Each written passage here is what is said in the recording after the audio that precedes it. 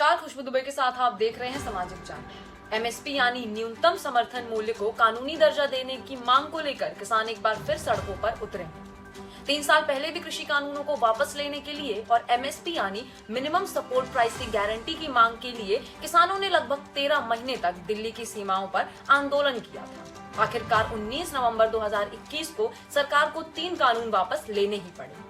किसान मजदूर मोर्चा यूनियन के अंतर्गत इस किसान विरोध प्रदर्शन का समन्वय पंजाब से किया जा रहा है, लेकिन इसमें हरियाणा और उत्तर प्रदेश के किसान भी शामिल हैं। इस बार एक दिलचस्प बात यह है कि पिछली बार यानी 2021 को मोर्चे में संयुक्त किसान मोर्चा जो था वो इस बार इसमें शामिल नहीं है। 2021 के मुकाबले देखें तो इस बार किसान संगठन अलग हो गए। आखिरकार क्या है एमएसपी और कब हुई थी इसकी शुरुआत?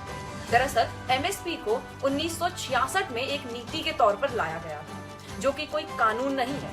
किसानों को 60 के दशक में अनाज उत्पादन बढ़ाने के लिए प्रोत्साहित करने हेतु एमएसपी तय की गई थी, जिसमें उनको उनकी लागत का 50% से ज्यादा का रिटर्न मिल सके, लेकिन इसका फायदा सभी किसानों को नहीं होता। 2014 में बनी शांता कुमार कमेटी की रिपोर्ट के मुताबिक पूरे भारत के सिर्फ 6% किसानों को एमएसपी का लाभ प्राप्त होता है, जिसमें सबसे ज्यादा पंजाब के किसान हैं। बाकी सभी फसलों में एमएसपी से कम कीमत पर ही बेची जाती है। शायद यही एक वजह है कि इस किसान आंदोलन में पंजाब के किसान सबसे आगे क्यों हैं। इस मोर्चे में दूसरी अहम बात यह है कि किसानों की मांग सिर्फ एमएसपी को लागू करने तक सीमित नहीं है, बल्कि वह उनसे भी ज्यादा कुछ इस प्रकार है, जैसे किसान और मजदूर की पूरी कर्ज माफी, लखीमपुर खीरी हत्याकांड के दोषियों को सजा, WTO यानी कि वर्ल्ड ट्रेड ऑर्गेनाइजेशन से बाहर निकलना और मुक्त व्यापार समझौतों पर रोक लगाना, किसान और मजदूरों के लिए पेंशन,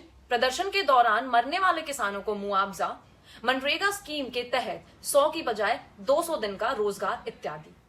किसानों की मांग को नजर रखते हुए अगर सरकार सभी फसलों पर एमएसपी लागू कर भी देती है तो उसे सभी फसलों का एक मिनिमम प्राइस यानी मूल्य निर्धारित करना होगा, और वो भी उसकी क्वालिटी को नजरअंदाज करते हुए।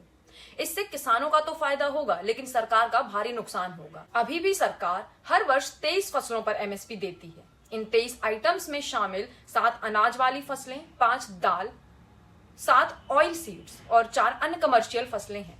इनमें गन्ना है, जिस पर कुछ हद तक एमएसपी कानूनी तरह से लागू होता है। वर्तमान में एमएसपी के अंदर आने वाली फसलों का मूल्य लगभग 10 लाख करोड़ रुपए बैठता है। इस हिसाब से अगर सभी फसलों पर एमएसपी लगाई जाए तो खर्च कुछ 40 लाख करोड़ रुपए तक का पड़ेगा, जिससे सरकार पर भारी लागत आएगी। सरकार के इस फैसले से एमएसपी का भारत की अर्थव्यवस्था पर भी प्रतिकूल प्रभाव पड़ेगा। एमएसपी अर्थव्यवस्था पर एक जोखिम साबित हो सकती है। एक और बड़ी समस्या बता दें, इससे अंतरराष्ट्रीय ट्रेड पर भी असर पड़ेगा। जैसे इसमें सरकार किसानों से अधिक कीमत पर खरीद करके कम कीमत पर बेचेगी। एमएसपी से न सिर्फ सरकार को बल्कि प्राइवेट कंपनीज को भी घाटा होगा, जिससे उन लोगों को लो क्वालिटी आइटम एमएसपी पर खरीदने होंगे और इससे उनका नुकसान होगा। एमएसपी से ही सबसे ज्यादा असर आम आदमी पर पड़ेगा, जो कि है महंगाई। सभी फसलों पर एमएसपी लगाने पर बाजार में आने वाली सब्जियों से लेकर मसालों तक सभी के भाव बढ़ जाएंगे। आज तो हम किसानों को सीमाओं पर प्रदर्शन करता देख रहे हैं, लेकिन एमएसपी के बाद बढ़ने वाली महंगाई से शायद आम आदमी भी सड़कों पर आंदोलन करने के लिए उतर आए। यही सरकार के सामने शायद एक सबसे बड़ी समस्या है, जिसकी वजह से किसानों की मांगे पूरी करना उनके लिए आसान नहीं है। किसान प्रदर्शन में सोचने वाली एक सबसे बड़ी बात यह है कि पंजाब किसान ही क्यों? क्या सिर्फ उत्तरी राज्यों के किसानों की समस्या है? एमएसपी किसान आंदोलन चुनाव से पहले ही क्यों?